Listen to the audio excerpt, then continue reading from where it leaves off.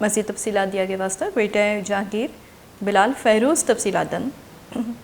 اچھا بلال بتائیے گا کہ کسان اتحاد کے کافی دنوں سے احتجاج کر رہے ہیں، کیا بنیادی مطالبات ہیں کہ کسان اتحاد مجبور ہو گئے ریڈ زون جانے کی طرف؟ جی بالکل، کسان اتحاد کی جانب سے ایک ہفتہ قبل جو ہے ایک پریس کانفرنس کی گئی تھی، جس میں اس میں بتایا گیا تھا، خالد حسین صاحب نے جو ہے بتایا تھا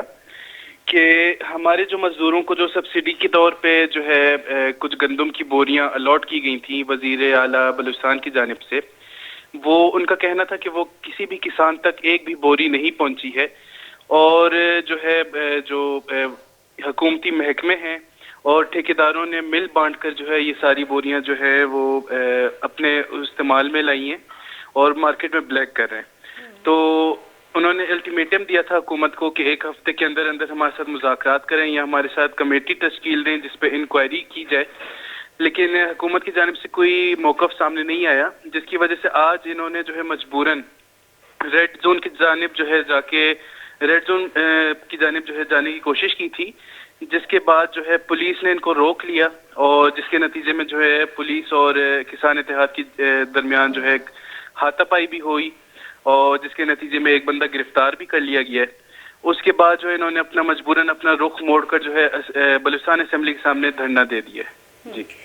بلال بتائیے گا، جیسے کہ آپ تفصیلات دے رہے تھے کہ ریڈ زون جانے سے